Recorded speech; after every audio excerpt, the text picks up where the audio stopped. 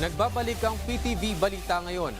Sinabi ni Impeachment Prosecutor Representative Joel Chua na posibleng strategy lang ang tila hirap na pag-intindi at pagsalita ng Tagalog ni OVP Special Disbursing Officer Gina Acosta.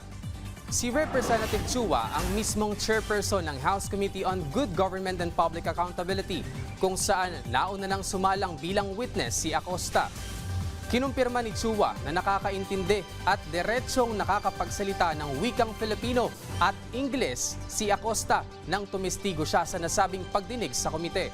Anya, posibleng estratehiya ito para maaaring questionin ng depensa ang interpretasyon sa mga naging pahayag ni Acosta.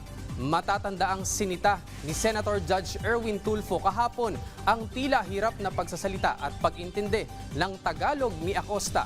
Gayong diretso siyang nakakapagsalita ng Tagalog nang tumestigo siya sa kamera noong November 2024, batay sa transcript ng pagdinig. Samantala, alamin naman natin ang ibang balita sa PTV Davao mula kay Jay Lagang. Mayong adlaw, voluntaryong gitugyan sa usa ka barangay chairperson ngadto sa mga otoridad ang usa ka caliber .30 carbine firearm sa barangay Tubig, Mampalyama, Bungaw, Tawi-Tawi niadtong Agosto 15 ning tuiga. Gilamong barangay chairperson nga si Abdullah Juhana. Kabahin kini sa padayong kampanya sa Philippine National Police batok sa loose firearms. Kini aron nga mapalig-on ang kalinaw ug seguridad sa lugar pinaagi sa pagsiguro nga mapugan ang pagkuyanap sa mga armas nga walay legal nga dokumento. Gidayeg sab sa Police Regional Office Bangsamoro Autonomous Region ang mga opisyal tungod sa gipakita niining maayong binuhatan nga angayang pamarisan sa ubang lider sa komunidad.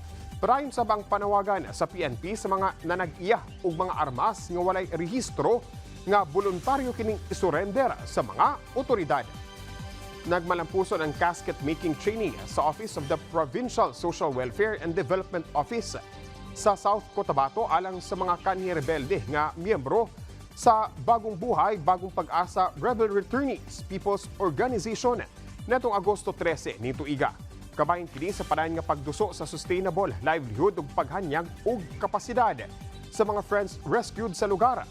Gipahigayon kini sa pakigkoordina sa TESDA Provincial Training Center, Surala, kauban ang 2nd South Cotabato Provincial Mobile Force Company. Tumong niini nga madugangan ang praktikal nga kahibalo sa mga kanhi rebelde alang sa pagpalambo sa ilang panginabuhian. Kini samtang padayon pa nilang ginatukod balik ang ilang pagsalig sa ilang kaugalingon kauban ang ilang mga pamilya.